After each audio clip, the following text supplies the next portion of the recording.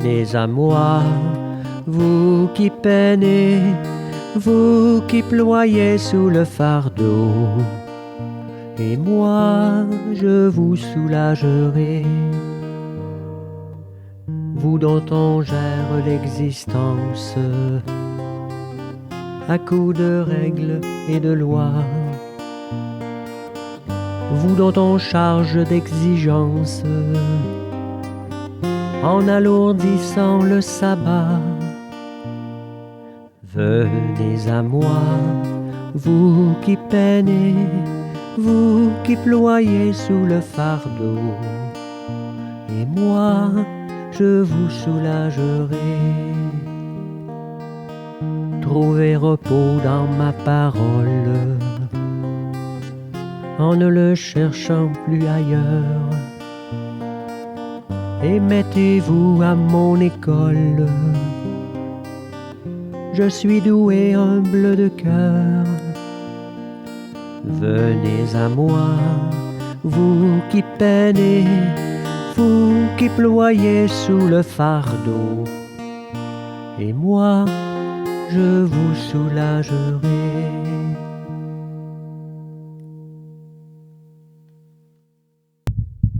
Bonjour, bienvenue chacun et chacune de vous. Comme vous le savez, aujourd'hui nous sommes appelés à vivre une liturgie de la parole sans l'Eucharistie. Préparons-nous à vivre la présence du Seigneur dans sa parole. L'Eucharistie est le centre même de la vie de l'Église. La liturgie de la parole sans l'Eucharistie soutient la volonté des fidèles de faire Église en demeurant des communautés vivantes. Qu'elles entretiennent et développent le goût de la Sainte Écriture. Qu'elles avivent le désir de l'Eucharistie, ce mystère qui réalise l'unité de la foi autour de l'unique pasteur, le Christ ressuscité.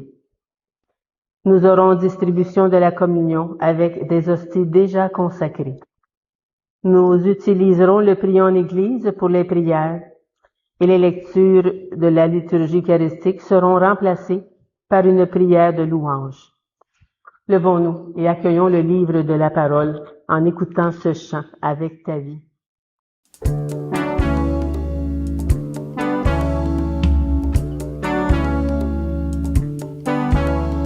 Viens, j'ai besoin de tes bras pour bâtir et pour aimer. Viens, j'ai besoin de ta voix pour instruire et consoler. Dieu, je ne suis qu'un berger, que dirais-je à mon roi? Je ne sais pas parler, il ne m'entendrait pas. Oui, je sais tout cela, mais j'ai besoin de toi. Viens, j'ai besoin de tes bras pour bâtir et pour aimer. Viens, j'ai besoin de ta voix pour instruire et consoler. Dieu, je ne suis qu'un enfant, que dirais-je au plus vieux? Tu sais bien que les grands te connaissent encore mieux. Oui, je sais tout cela, mais j'ai besoin de toi.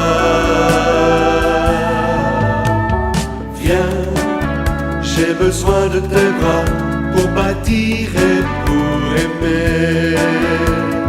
Viens, j'ai besoin de ta voix pour instruire et consoler. Dieu, je ne suis qu'un pécheur, que dirais-je aux gentils? Je n'ai rien d'un prêcheur au langage poli. Oui, je sais tout cela, mais j'ai besoin de toi. Viens, j'ai besoin de tes bras pour bâtir et pour aimer. Viens, j'ai j'ai besoin de ta voix pour instruire et consoler. Viens, j'ai besoin de tes bras pour bâtir et pour aimer. Viens, j'ai besoin de ta voix pour instruire et consoler.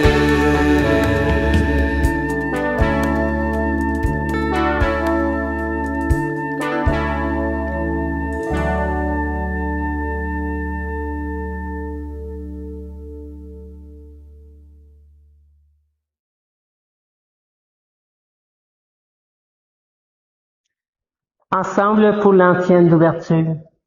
Que ma prière parvienne jusqu'à toi. Ouvre ton oreille à ma plainte, Seigneur. Nous sommes rassemblés au nom du Père, du Fils et du Saint-Esprit. Amen. Prions. Dieu de puissance et de miséricorde, éloigne de nous dans ta bonté tout ce qui nous arrête, afin que sans entrave ni d'esprit ni de corps, nous accomplissions d'un cœur libre ce qui vient de toi. Par Jésus-Christ, ton Fils, notre Seigneur, qui vit et règne avec toi, dans l'unité du Saint-Esprit, Dieu pour les siècles des siècles. Amen. Seigneur Jésus, envoyé par le Père pour guérir et sauver les humains, prends pitié de nous, prends pitié de nous. Ô Christ, venu dans le monde, appeler toutes les pécheresses et tous les pécheurs, prends pitié de nous, prends pitié de nous. Seigneur, élevé dans la gloire du Père, où tu intercèdes pour nous, prends pitié de nous, prends pitié de nous. Vous pouvez vous asseoir. Écoutons maintenant la parole de Dieu. Que cette parole soit toujours proclamée en ce lieu et qu'elle nous révèle le mystère du Christ. Première lecture. Courons avec endurance l'épreuve qui nous est proposée. De la lettre aux Hébreux. Frères et sœurs, nous aussi, entourés de cette immense nuée de témoins et débarrassés de tout ce qui nous alourdit, en particulier du péché qui nous entrave si bien, courons avec endurance l'épreuve qui nous est proposée, les yeux fixés sur Jésus, qui est à l'origine et au terme de la foi. Renonçant à la joie qui lui était proposée, il a enduré la croix en méprisant la honte de ce supplice, et il siège à la droite du trône de Dieu. Méditez l'exemple de celui qui a enduré de la part des pécheurs une telle hostilité, et vous ne serez pas accablés par le découragement. Vous n'avez pas encore résisté jusqu'au sang dans votre lutte contre le péché. Parole du Seigneur. Louange à toi, Seigneur Jésus. Ensemble pour le psaume. Ils loueront le Seigneur, ceux qui le cherchent. Devant ceux qui te craignent, je tiendrai mes promesses. Les pauvres mangeront, ils seront rassasiés. Ils loueront le Seigneur, ceux qui le cherchent. À vous toujours la vie et la joie. Ils loueront le Seigneur, ceux qui le cherchent. La terre entière se souviendra et reviendra vers le Seigneur. Chaque famille de nations se prosternera devant lui. Tous ceux qui festoyaient s'inclinent. Promis à la mort, ils plient en sa présence. Ils loueront le Seigneur, ceux qui le cherchent. Et moi, je vis pour lui. Ma descendance le servira. On annoncera le Seigneur aux générations à venir. On proclamera sa justice au peuple qui va naître. Voilà son œuvre. Ils loueront le Seigneur, ceux qui le cherchent. Alléluia, Alléluia, Alléluia, Alléluia. Le Christ a pris nos souffrances, il a porté nos maladies. Alléluia. Alléluia, Alléluia, Alléluia.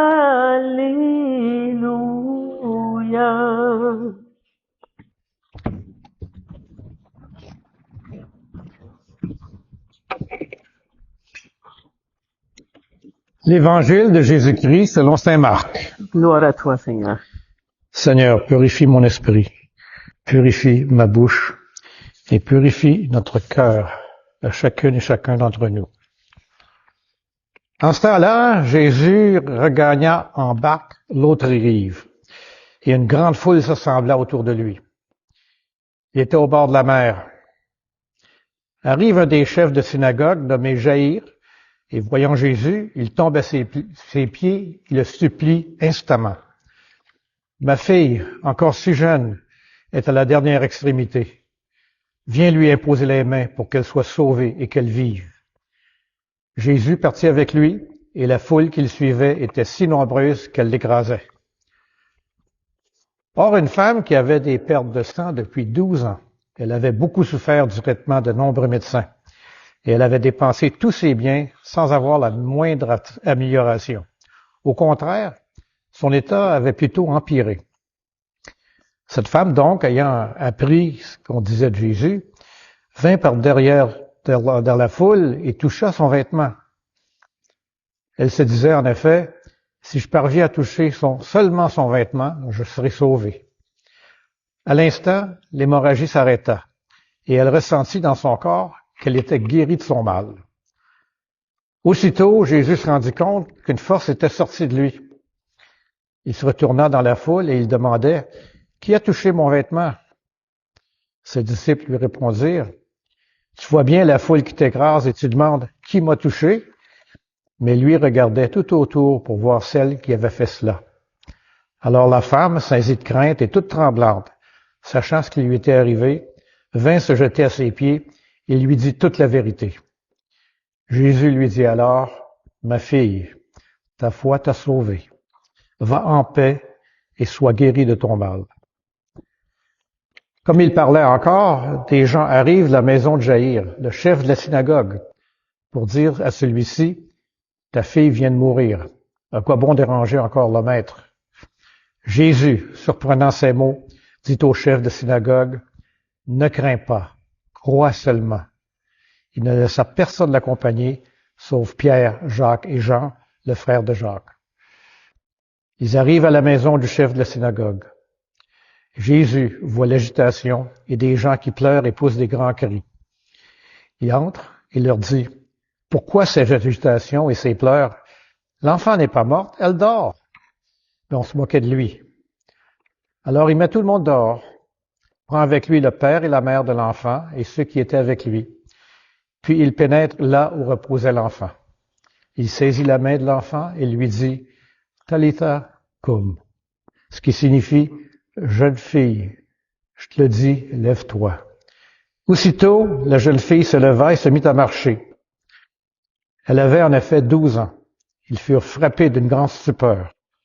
Et Jésus leur ordonna fermement de ne le faire savoir à personne.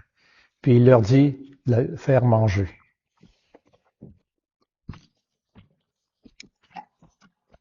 Acclamons la parole de Dieu. Louange à toi, Seigneur Jésus.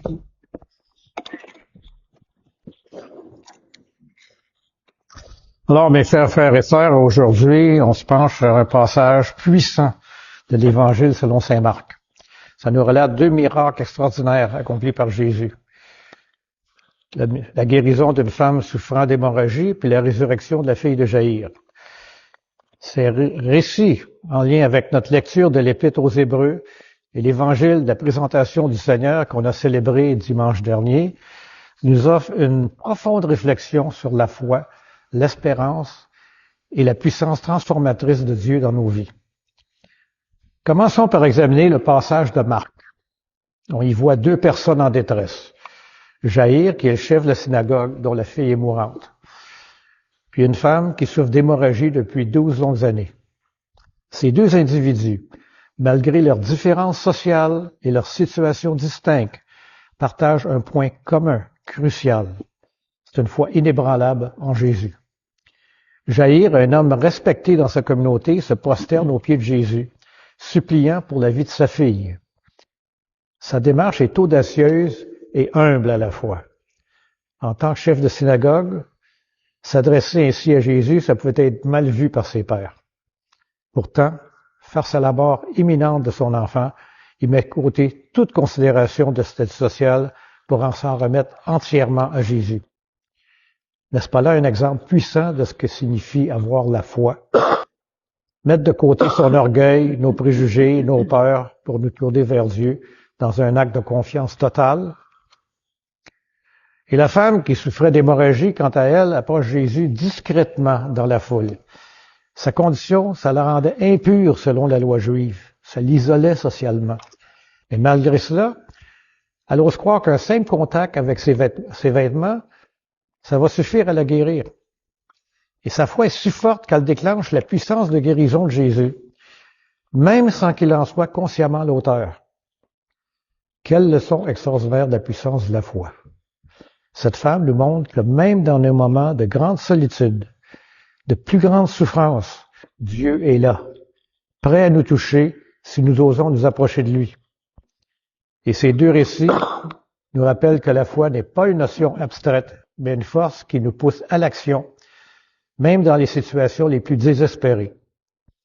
C'est précisément ce dont nous parle l'Épître aux Hébreux qu'on a entendu aujourd'hui. Courons avec endurance l'épreuve qui nous est proposée, les yeux fixés sur Jésus, qui est à l'origine et au terme de la foi. L'auteur de l'Épître nous exhorte à persévérer dans notre foi, à ne pas nous laisser abattre par les difficultés de la vie. Il nous rappelle que Jésus lui-même a enduré la foi, méprisant la honte pour nous ouvrir le chemin du salut.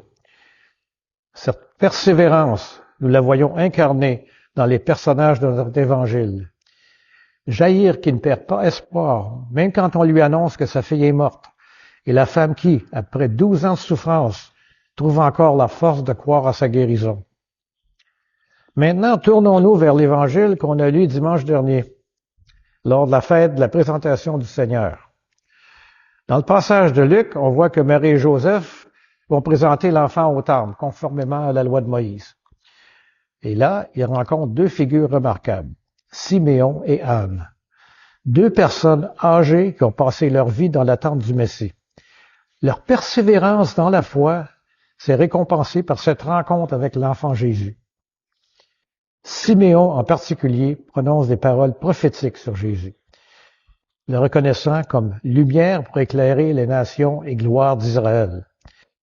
Cette reconnaissance de Jésus comme lumière du monde fait écho à la manière dont il apporte la lumière de l'espérance et de la guérison dans les vies de Jaïr et de la femme hémorroïste dans notre évangile d'aujourd'hui. Vous voyez toute la relation entre ces évangiles, ces lectures. Ces différents passages des Écritures, ça nous invite à réfléchir sur la nature de notre propre foi. Sommes-nous, comme Jaïr, prêts à nous humilier et à tout risquer pour nous tourner vers Jésus dans nos moments de désespoir? Sommes-nous, comme la femme hémorroïste, capables de croire à la puissance de guérison de Jésus, même après des années de souffrance? Ou encore, sommes-nous, comme Siméon et Anne, fidèles dans notre attente et notre espérance, même quand la promesse semble tarder à se réaliser? Ces récits nous rappellent que la foi, c'est pas statique. Elle est un mouvement vers Dieu, un acte de confiance qui nous pousse à l'action.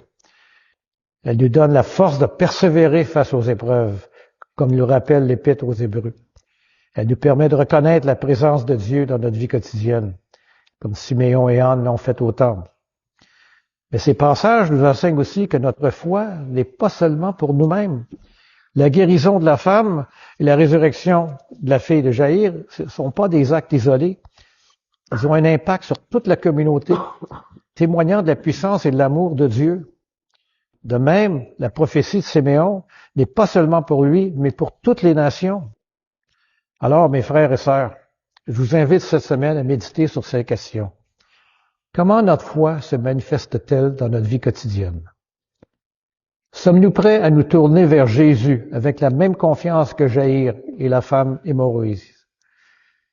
Comment pouvons-nous être témoins de l'amour et de la puissance de Dieu dans notre communauté? Que notre réflexion nous pousse à l'action, à la persévérance dans la foi et à une plus grande ouverture à la présence transformatrice de Dieu dans nos vies.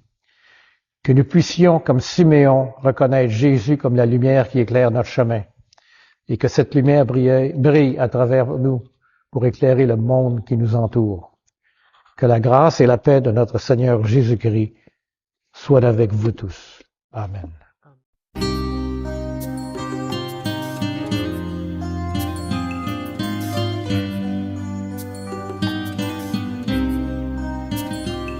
Chercher avec toi dans nos vies les pas de Dieu, Vierge Marie.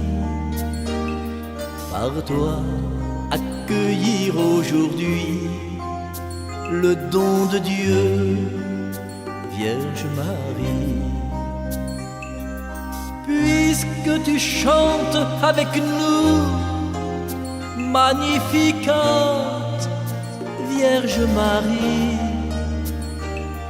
permets la Pâque sur nos pas, nous ferons tout ce qu'il dira. Chercher avec toi dans nos vies les pas de Dieu, Vierge Marie. Par toi, accueillir aujourd'hui le don de Dieu, Vierge Marie. Puisque tu souffres avec nous, Gethsémani, Vierge Marie, soutiens nos croix de l'aujourd'hui. Entre tes mains, voici ma vie. Chercher avec toi dans nos vies les pas de Dieu, Vierge Marie. Par toi, accueillir aujourd'hui le don de Dieu, Vierge Marie. Puisque tu demeures avec nous pour l'Angélus, Vierge Marie, guide nos pas dans l'inconnu, car tu es seule qui a cru. Chercher avec toi dans nos vies les pas de Dieu, Vierge Marie. Par toi, accueillir aujourd'hui le don de Dieu, Vierge Marie.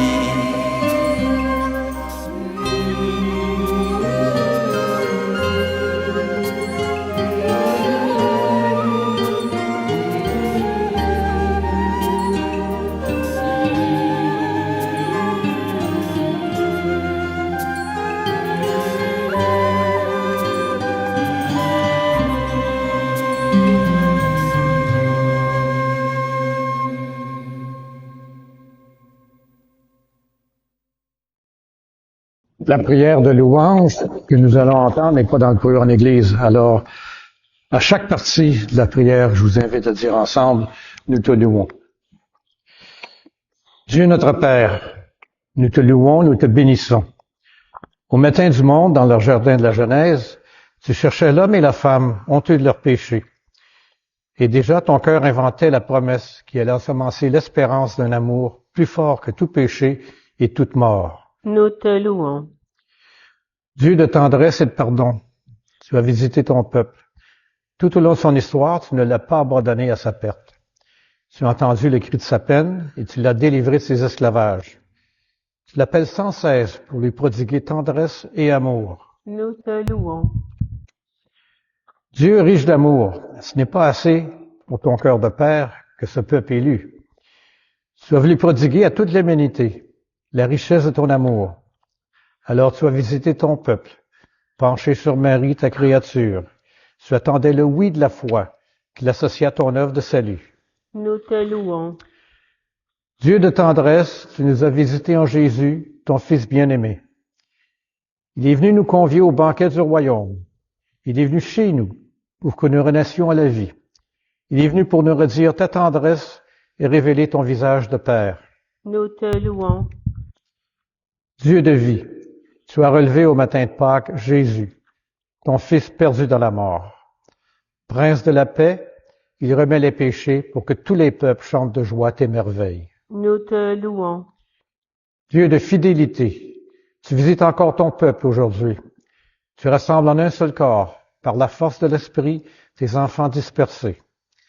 Il manifeste ta tendresse aux plus pauvres et aux plus démunis, à ceux qui cherchent sans trouver, à ceux qui désespèrent, pour qu'un jour nous soyons tous réunis auprès de toi, Père, pour chanter notre allégresse avec Jésus, ton Fils, et dans l'esprit d'amour. Nous te louons.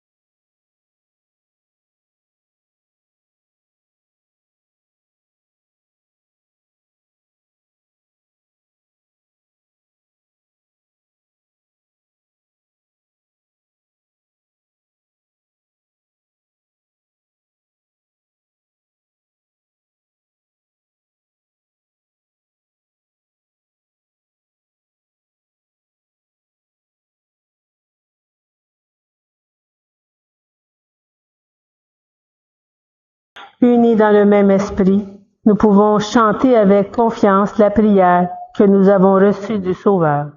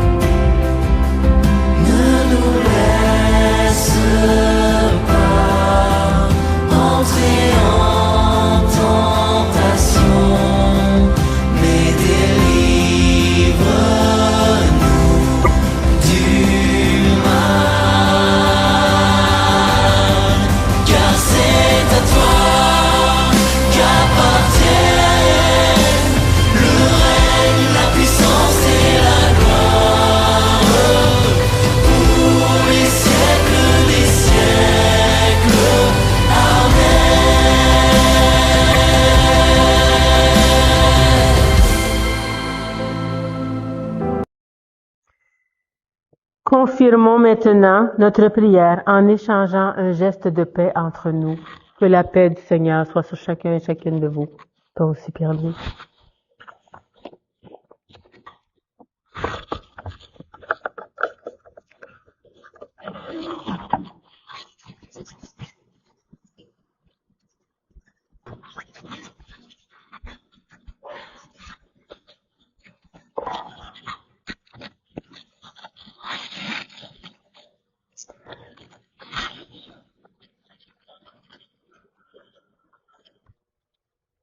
Après avoir reçu la parole de Dieu avec foi, partageons le corps du Christ.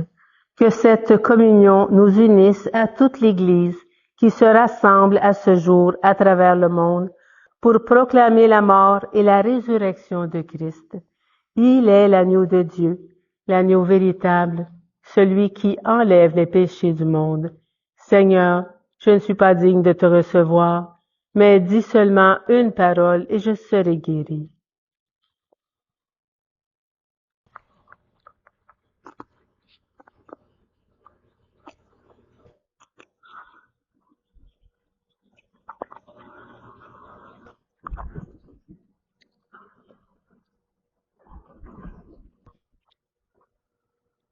Antienne de communion. Les disciples reconnurent le Seigneur Jésus à la fraction du pain. Alléluia.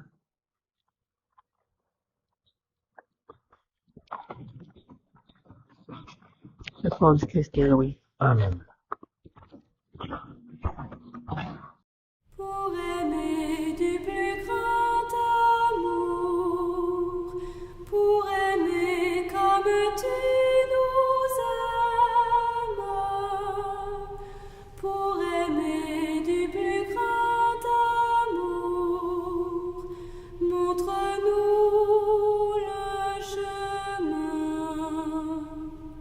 Pour aimer du plus grand amour, pour aimer comme tu nous aimes, pour aimer du plus grand amour, montre-nous le chemin.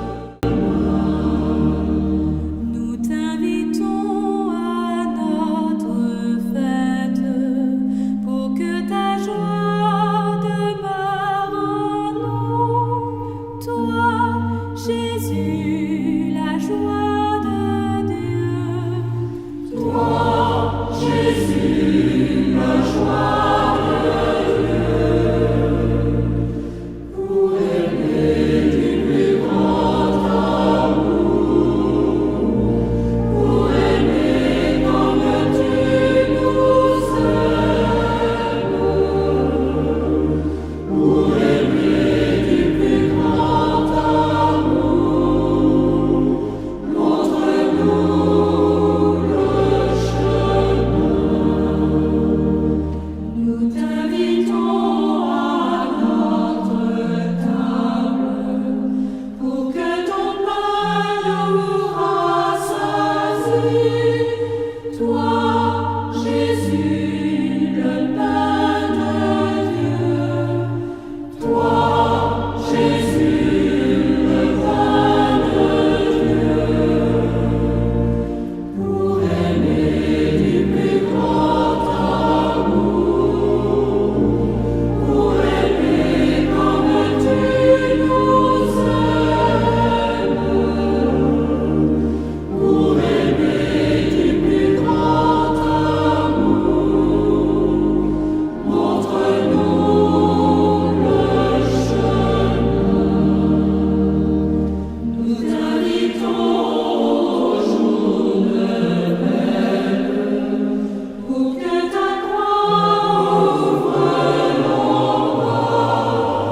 Toi, Jésus, la paix de Dieu. Toi, Jésus, la paix de Dieu. Pour aimer du plus grand amour,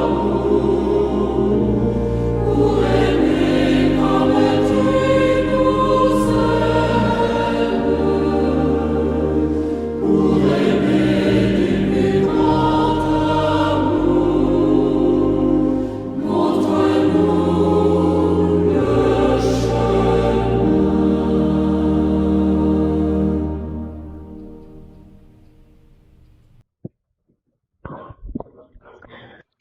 Récitons ensemble la prière après la communion. Fortifiés par le don très saint que tu nous as fait, Seigneur, nous te rendons grâce et nous implorons ta bonté. que par le don de ton esprit, ceux qui ont reçu la force d'en haut et la grâce de persévérer dans la droiture, par le Christ notre Seigneur. Amen. Que le Seigneur nous bénisse et nous garde. Qu'il fasse resplendir sur nous son visage et nous accorde sa grâce. Et que Dieu Tout-Puissant d'amour nous bénisse, le Père, le Fils et le Saint-Esprit. Amen. Allons dans la paix proclamer l'Évangile de Dieu.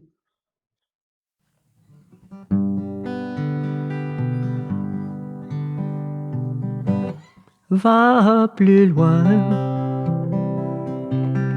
va plus loin.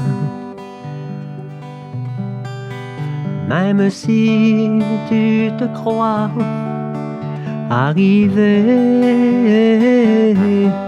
va plus loin, va plus loin. Le voyage est à peine commencé et la route est encore longue vers la fraternité et l'horizon de l'amitié. Viens, suis-moi, mon ami, n'aie pas peur, même si l'obscurité nous aveugle. Je suis là et je marche avec toi. Ensemble nous irons, l'espoir au fond du cœur. Car au bout de nos peurs et au bout de nos peines, il y a la lumière tout au bout du chemin. Va plus loin, va plus loin. Même si tu te crois arrivé, va plus loin, va plus loin. Le voyage est à peine commencé et la route est encore longue vers la fraternité et l'horizon de l'amitié. Je suis là, mon ami, près de toi, même si tu redoutes d'être seul. Je suis là et je marche avec toi. Je te donne la main pour aller sans faiblir. Et la joie dans le cœur, va, regarde plus loin. La lumière promise est au bout du chemin. Va plus loin, va plus loin. Même si tu te crois arrivé, va plus loin, va plus loin. Le voyage est à peine commencé et la route est encore longue vers la fraternité et l'horizon de l'amitié.